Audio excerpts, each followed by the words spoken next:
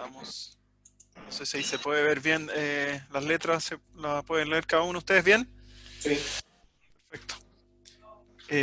Bien, entonces damos inicio a la conferencia de prensa del Grupo Política Monetaria. Eh, lo que voy a hacer ahora es leer nuestro comunicado y después de leer el comunicado abrimos una ronda de preguntas y respuestas. Eh, Así que bueno, dice, el desempeño económico en Chile y el mundo sigue condicionado por la evolución de la pandemia del COVID-19. Las caídas de actividad, demanda y empleo del segundo trimestre en muchos países mostraron claramente la intensidad que tuvieron las medidas de confinamiento para contrarrestar la propagación del virus. Los últimos meses han marcado un relajamiento en las restricciones de movilidad de las personas en varias regiones del mundo, lo cual ha propiciado una leve recuperación económica, aunque no exenta de rebrotes del virus en algunos países. América Latina ha mostrado una mayor dificultad para contener el virus, transformándose en el epicentro del COVID-19 y con consecuencias económicas adversas más severas que en otras regiones de países emergentes. En Chile, los datos más recientes auspiciarían que la contracción económica más intensa podría haberse alcanzado y lo que viene es la recuperación. No obstante, existen varias fuentes de incertidumbre que afectan la fortaleza y duración que puede tener esta reactivación económica. Por su parte, la inflación se muestra contenida. En este contexto, el Grupo de Política Monetaria recomienda seguir manteniendo la tasa de política monetaria en su actual nivel de 0,5% por un tiempo prolongado y continuar con la aplicación de medidas monetarias no convencionales que faciliten el adecuado flujo de fondos del sistema financiero a las familias y empresas. Ese es el resumen y ahora leo el texto principal. A fines de enero de este año visualizamos que uno de los riesgos para la economía global era una potencial propagación mundial a gran escala del COVID-19. Hoy, 7 meses después, dicho riesgo se transformó en una dura realidad y los casos confirmados del COVID-19 en el mundo ya exceden los 25 millones de personas, con más de 800.000 muertes contabilizadas. Como es bien sabido, esta crisis sanitaria ha generado una crisis económica muy intensa, ya que la contención del virus ha requerido imponer significativas restricciones a la movilidad de las personas, limitando la producción y demanda de bienes y servicios. Así, los datos de actividad económica del segundo trimestre en varios países del mundo evidenciaron la rapidez y severidad histórica que marca esta recesión global. En Estados Unidos, el PIB del segundo trimestre mostró una contracción de 9% con respecto a igual periodo del 2019, evidenciando una reducción anualizada de 30% con respecto al primer trimestre del año. Por su parte, el PIB de la zona euro registró una caída interanual del orden de 15% después de la contracción interanual de 3%, cercana a 3% en los 3 primeros meses del año. Asimismo, Japón sufrió una caída anual del PIB de 10% en el segundo trimestre. En contraste, el PIB de China creció interanualmente en torno a 3% en el segundo cuarto del año. Con ello, China ha mostrado ser uno de los primeros países en recobrar cierta normalidad económica, aunque no de forma completa. Con todo, el tercer trimestre está marcando una paulatina mejoría con una menor contracción económica a nivel global. En países donde las medidas de confinamiento se han aliviado, la actividad económica ha comenzado a recuperarse. Sin embargo, a pesar de que los pronósticos dan cuenta de un buen nivel de crecimiento económico en el 2021, ellos también implican que la mayoría de las economías no volverán a sus niveles de actividad económica del 2019 antes de fines del 2022. Además, la recuperación global enfrenta varios desafíos. Mucho dependerá no solo de la evolución de la pandemia y del despliegue de un tratamiento efectivo y vacuna, sino que también de la magnitud de los daños más estructurales que acumula la capacidad productiva de los países. Las respuestas de política fiscal y monetaria, particularmente en economía avanzada, han sido muy agresivas para atenuar lo más posible los efectos económicos adversos. Incluso la semana pasada, la FED anunció que está dispuesta a tolerar transitoriamente una inflación mayor a 2% en un intento por señalar que la tasa de interés de corto plazo se mantendrá inalterada en su actual nivel cercano a cero por varios años por delante. Con todo, la magnitud de la recesión y la incertidumbre presente hace presagiar que el camino a la recuperación global hacia los niveles de desempeño previos a la pandemia no está garantizado. Además, otros factores relacionados con tensiones políticas y sobre la globalización pueden dificultar adicionalmente el proceso de recuperación económica. América Latina, en su conjunto, ha mostrado menor efectividad para contener la propagación del COVID-19. A diferencia de otras regiones, una gran mayoría de los países latinoamericanos han seguido mostrando una trayectoria ascendente en el número de nuevos contagiados, a pesar de las medidas de cuarentena que han implementado la mayoría de los países de la región desde marzo. Chile es una excepción a este respecto, pero el riesgo de rebrote sigue presente. Así, Latinoamérica es en la actualidad el epicentro del coronavirus. Además, los recortes de perspectivas de crecimiento en el 2020 para Latinoamérica han sido más bien severos en comparación a otras regiones de países emergentes. Lo anterior refleja ciertas vulnerabilidades políticas, sanitarias, sociales y económicas para lidiar con el COVID-19 en esta región. Por ello, es también probable que Latinoamérica enfrente mayores dificultades en el proceso de recuperación económica para los próximos años. A nivel interno, y de manera similar a muchos países, el segundo trimestre registró una significativa contracción de la actividad y la demanda. El PIB en el segundo cuarto del año tuvo un decrecimiento interanual un poco más de 14%, el peor registro trimestral desde la crisis de comienzos de los años 80. Algunas actividades han logrado resentirse menos bajo las condiciones sanitarias actuales, tales como la minería, parte del comercio y parte de la industria manufacturera. En contraste, los sectores que requieren un contacto más estrecho, tales como varios tipos de servicios personales, el transporte y la construcción, han sido afectados más intensamente. No obstante, dentro de los 3 meses del segundo trimestre, mayo mostró la mayor caída en el IMASEC, mientras que junio evidenció una sutil mejoría al mostrar un crecimiento mensual desestacionalizado de 1,7%. Con todo, estos datos y otros indicadores sobre las perspectivas sugieren que lo peor de la recesión podría haber pasado y estaríamos comenzando la ansiada reactivación económica. Por una parte, desde junio hemos observado un descenso en el número de nuevos contagiados y otros indicadores que miden la intensidad de la propagación del virus. Lo anterior ha propiciado el establecimiento por parte del gobierno de un proceso gradual de desconfinamiento. Por otra parte, el retiro del 10% de los ahorros en las AFP ha incidido también en esta dinámica inicial de la recuperación de la demanda. Sin embargo, existen varios elementos que configuran riesgo y vulnerabilidades en el proceso de reactivación económica de Chile.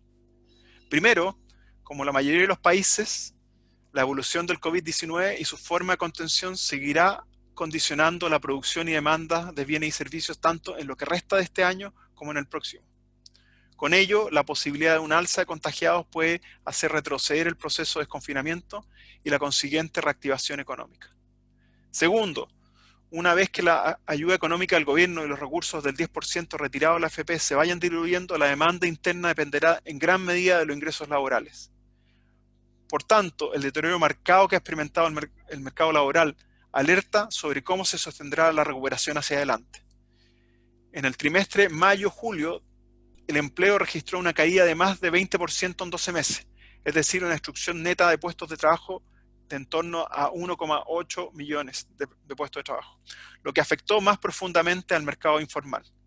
La tasa de desempleo se ha empinado hasta un nivel de 13%, un valor que sería incluso mayor si signos ocupantes ausentes, los cuales se explican en parte por la Ley de Protección de Empleo, y el gran aumento de inactivos que ha impuesto las restricciones de movilidad.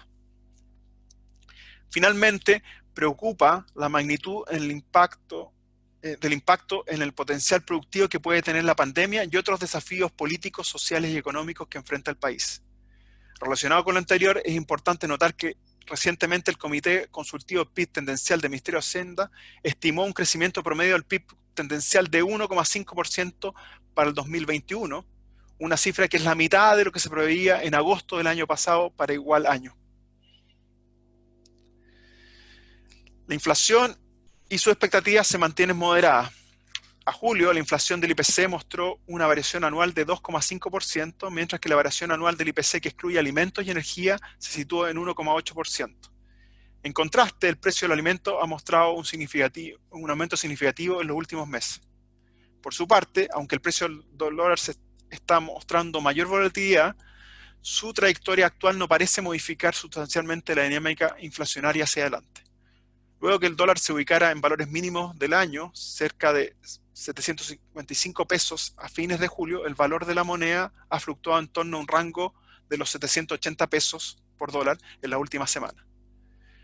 Por otro lado, si bien en los próximos meses podría observarse mayores registros en la variación del IPC debido a un mayor dinamismo del consumo por el retiro del 10% en la AFP, el panorama es que las holguras de capacidad mantendrán la inflación contenida. Con todo, las expectativas siguen apuntando a una inflación en torno a 2% en diciembre. Para fines del 2021 y en plazos mayores, las expectativas de inflación se encuentran alineadas en 3%. Así, a modo de conclusión, dada la intensa recesión que estamos experimentando y los riesgos que presenta la ansiada recuperación en la actividad económica en un contexto de una inflación y sus expectativas contenidas, el Grupo Política Monetaria recomienda seguir manteniendo la tasa de política monetaria en su actual nivel de 0,5% por un tiempo prolongado y continuar con la aplicación de medidas monetarias no convencionales que faciliten el adecuado flujo de fondos desde el sistema financiero a las familias y empresas. Con eso terminamos y ahora abrimos la ronda de preguntas.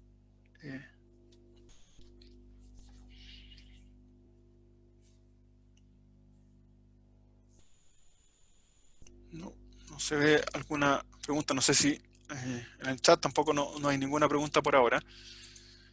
Mientras tanto,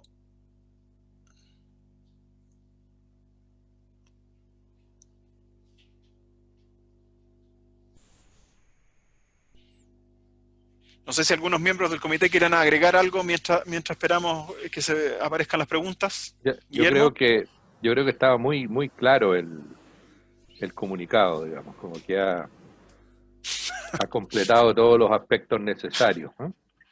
Yo quisiera hacer un comentario respecto del 10%, que si bien genera un efecto de expansión de la demanda hoy día, tiene que pensarse en esto como algo que es pan para hoy, pero hambre para mañana, porque la gente que ha sacado su 10% va a tener reducciones en sus pensiones futuras.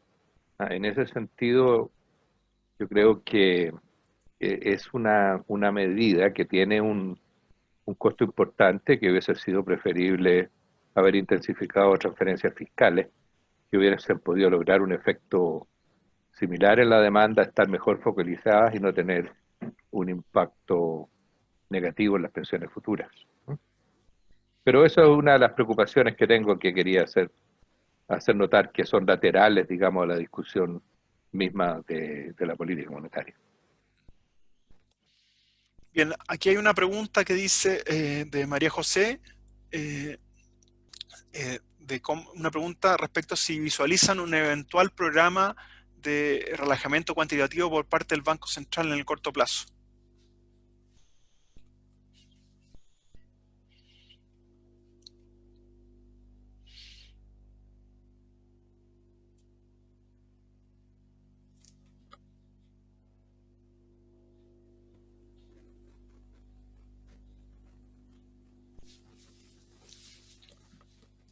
Bueno, Guillermo. yo no quiero orármelo todo, pero a lo mejor hablo al principio y después me callo cuando ustedes entren más en.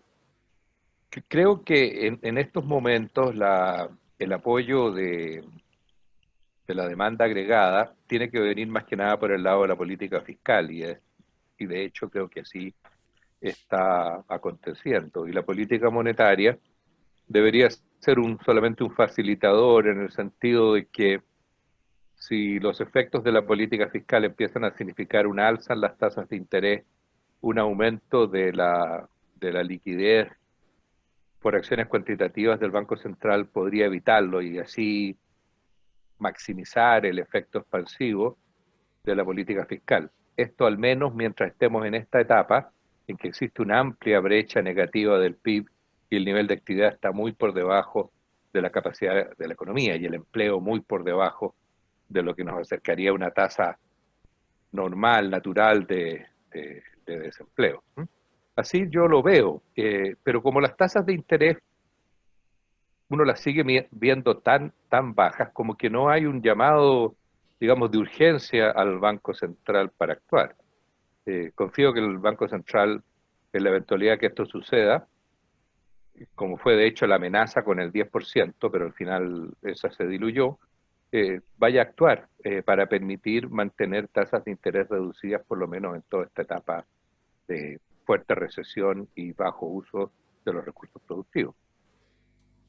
Sí, yo agregaría, estoy totalmente de acuerdo con lo que se ha dicho. Hoy día el tema no es el nivel de la tasa de interés. Hoy día el tema para quienes están complicados es el acceso al crédito. Y desde esa perspectiva, bueno, evidentemente todo lo que ha estado haciendo el Banco Central para incentivar el aumento de las colocaciones por parte de los bancos es, creo yo, lo que hay que hacer.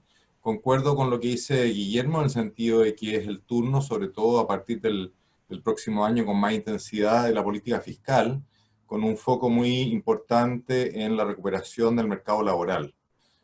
Como se dijo en el comunicado, este 10% es un efecto por una vez y que se va a diluir. Y luego la forma de sostener el ingreso y por lo tanto la recuperación está ligada a la recuperación del mercado laboral. Y en ese sentido, todo lo que se puede hacer, tanto en lo que es subsidios de contratación, como principalmente en gasto público, que en inversión que tenga un uso intensivo de mano de obra, creo que puede contribuir. Y sobre eso, un par de elementos importantes, me parece yo, en una mirada un poco más larga. Efectivamente, el crecimiento tendencial de la economía chilena ha estado siendo revisado a la baja. En parte eso tiene que ver con niveles de incertidumbre mayor en el ámbito político institucional. Yo creo que todo lo que se puede hacer en ir despejando incertidumbre en materia política e institucional ayuda a una recuperación de la inversión. Y lo otro importante es que podemos tener una cartera amplia de proyectos de inversión, tanto de origen público como privado, que contribuirían eventualmente a la recuperación de la economía, pero es bien probable que nos topemos nuevamente con problemas de permiso. Y ahí todo el tema de regulación medioambiental y la tardanza que hay en la aprobación de los proyectos es un tema que preocupa mucho hoy día en las distintas industrias. Me parece que el foco político, la voluntad política hay que ponerla bastante en destrabar la agenda de inversión en lo que se refiere a permisos medioambientales, etc. Bueno, yo tiendo a coincidir con mis colegas, enfatizar que en general yo diría que por el lado crediticio, el crédito, digamos, a las empresas ha seguido fluyendo. De hecho, si uno compara esta recesión con recesiones anteriores, una de las particularidades distintas de esta recesión es que justamente, al menos en el crédito comercial, se ha visto una fluidez muy importante, sigue creciendo ese crédito, y en ese sentido ratifico lo que han dicho tanto Guillermo como Tomás, que la política monetaria está haciendo su trabajo, y por lo tanto creo que es tiempo justamente de la política fiscal. Creo que se ha ido desplegando más lentamente la política fiscal, todavía no vemos la política fiscal en su plena magnitud, digamos, por los distintos problemas que han ocurrido, digamos, digamos, en los meses anteriores en ese ámbito, burocracia, qué sé yo, a lo mejor no tanta reacción rápida, digamos, de parte del gobierno, etcétera, etcétera. Pero ahora viene, yo creo, lo que se debe dar es un despliegue muy potente con el programa de los 12.000 millones de dólares justamente del gasto público. Y gasto focalizado, como dice Tomás, yo diría, sobre todo en ámbitos de proyectos de infraestructura, intensivos en mano de obra, y también en el ámbito de incentivar a través de mecanismos de subsidio u otros, no solo la contratación, sino que la mantención de los empleos que no se han perdido. Yo creo que ambas cosas son súper relevantes, y, ¿cómo se llama? Creo que en ese sentido también el desconfinamiento que estamos empezando a ver globalmente también va a ayudar en ese sentido. No obstante, obviamente, los riesgos que se han indicado de parte de nuevos rebrotes, digamos, de la pandemia. Ahora, el tema político no ayuda mucho. Yo diría que tampoco ayuda mucho todos estos anuncios de que queremos subir los impuestos a ciertos sectores, a los ricos, a esto, allá. Yo creo que esa es una discusión que hay que tener, pero hay que tener una discusión seria, integral sobre ese tema. Y a mí me llama la atención que en un país como el nuestro, cada cierto tiempo, cada 6 meses, cada 2 años, estamos revisando a cada rato el tema tributario. Yo creo que eso le hace muy mal al país y le hace muy mal a la inversión. Yo creo que hay que tomarlo seriamente ese aspecto y creo que todas esas mociones parlamentarias que han estado dando vuelta, donde se llama a imponer ciertos impuestos a ciertos sectores, me parece que son bastante desafortunadas en este momento de contracción económica. Lo que necesitamos es justamente incentivar y estimular, digamos, justamente la inversión. Bien, justo Tomás tenía que retirarse, así que le agradecemos a Tomás por su tiempo, pues justo tuvo que retirarse.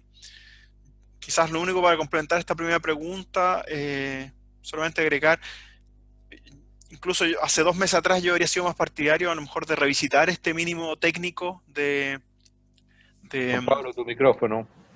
¿Ah, sí? ¿Me escuchan o no me escuchan? A ver. ¿Ahora sí? ¿Tampoco? ¿Qué va a pasar? Sí, se te escuchan. Ah. Se te escucha bien. Ah, perdón. Ya. Se escucha, se escucha. Ah, ya, perfecto. Ya.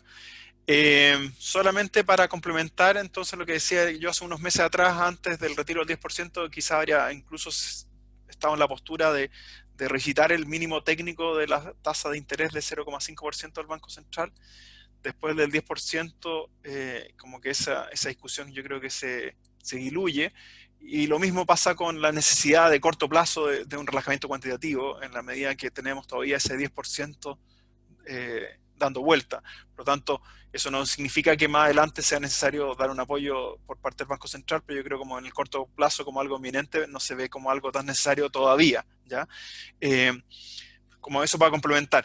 Hay una pregunta también de Joaquina Aguilera que pregunta lo siguiente, dice, ¿creen que en el escenario sociopolítico esté la mayor incertidumbre respecto al crecimiento de la inversión en el 2021?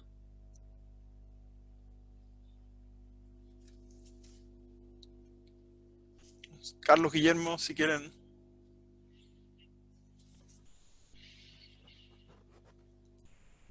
Bueno, claramente hay un elemento ahí importante de, digamos, de desconocimiento de lo que se viene. Ojalá que, sobre todo en el tema del proceso constitucional, que, bueno, aparentemente va ganando las encuestas del apruebo, y, bueno, eso despliega, obviamente, un tema de que se van a revisar temas fundamentales o pilares fundamentales de la institucionalidad, digamos, económica de Chile, y eso, bueno, obviamente que no es algo que sea bienvenido. Ahora, hay maneras en que eso se puede abordar, algunos políticos lo han comentado, como tratar de generar una suerte de acuerdo sobre la base de los elementos que tiene que tener esa constitución en los pilares económicos, en que, bueno, se conserve una buena parte, digamos, qué sé yo, temas como la autonomía del Banco Central, las iniciativas, no sé, exclusivas del gobierno en materia de gasto público, tributación, etcétera, etcétera. Pero bueno, eso abre todo un tema que ojalá, digamos, permita que tengamos la madurez suficiente en el ámbito de eventual asamblea o, digamos, convención constituyente, se llegue rápidamente a acuerdo en los temas fundamentales en donde efectivamente son centrales para efectos de que la inversión siga desplegándose y siga siendo, o se recupere en forma importante, porque obviamente que ha habido una caída en ese sentido.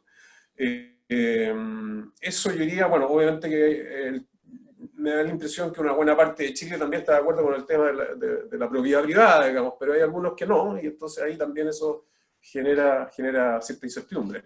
Esperemos que ahí haya, digamos, un rápido consenso en las fuerzas políticas, digamos, que más de centro, no sé, o centro izquierda, centro derecha, que permita justamente mantener esos pilares. Sí, yo creo que la inversión ha estado muy afectada por las turbulencias políticas, por la violencia iniciada en octubre, por las incertidumbres respecto al cambio constitucional, digamos, a qué es lo que lleva este proceso, y eso la ha tendido a frenar. Eso se empieza a notar en el primer trimestre y se agrava en el segundo trimestre también en condiciones de que la pandemia impide que se realicen algunas actividades y lleva también a postergar otras decisiones. Yo creo que esta es una situación que es superable, en línea un poco con lo que decía Carlos, va a depender de nuestra capacidad de llegar a un acuerdo razonable respecto de una nueva Carta Fundamental que salvaguarde ciertos principios básicos del orden económico, que mantenga seguridad e incentivos para la inversión, para la toma de riesgos en un marco institucional que no solamente sea conocido, sino que también sea efectivo y eficiente. Creo que eso es una tarea a la cual nos vamos a ver involucrados en los años del futuro y espero que la podamos resolver bien, ¿eh? Porque el otro camino, el camino de la indefinición de derechos de propiedad y relativos al ámbito económico, sabemos que da muy malos resultados en materia de crecimiento. Y esta observación que ya hemos visto, que creo que se hizo mención en la discusión, de que la tasa de crecimiento potencial de la economía ha caído y ha caído. Recordemos, esta economía tenía un crecimiento potencial que alguna vez estuvo entre el 5 y el 6%, bajo el 4, bajo el 3, bajo el 2, ahora estamos bajo el 2. 1,5 es el último resultado del comité de expertos. Y si seguimos por este camino vamos a una situación de estancamiento. Sin inversión no hay crecimiento, sin crecimiento no hay desarrollo, no hay posibilidades de avance en materia socioeconómica. Gracias. Sí, sí, solamente para tomar el último punto que decía Guillermo con claridad, claro, en agosto del 2019 el crecimiento del PIB tendencial para el 2021, el comité de expertos, era un 3,1% para el 2021 y el nuevo número es 1,5% para el 2021. Entonces es una caída en un año de noticias, de información, que están pasando muchas cosas muy grandes, shocks gigantes, pero son números bastante, o sea, una revisión muy, muy grande en un año, ¿ya? Obviamente que algo en el catastro de bienes de la Corporación de Bienes y Capitales hay algo como que la inversión del 2020 se postergó para el 2021. Quizás hay algo de eso, pero yo creo que si uno piensa más allá del 2021, obviamente que la incertidumbre en muchos aspectos económicos, sociales, políticos, es muy importante para la inversión que se vayan resolviendo. O sea, importa cómo son los procesos, no solamente que haya o no discusión constitucional, sino cómo es ese proceso de discusión constitucional y si se puede hacer de forma ordenada y no que vaya a ser como algo más caótico que empieza a minar en fondo las posibilidades de que la incertidumbre va creciendo. O sea, ojalá que haya una incertidumbre como acotada de alguna manera por alguna forma institucional de ir resolviendo estos acuerdos constitucionales que tenemos que tener para adelante. No sé si hay alguna otra, en el chat no veo otra pregunta, no sé si alguien tiene alguna pregunta que quiera hacer directamente, prendiendo su micrófono.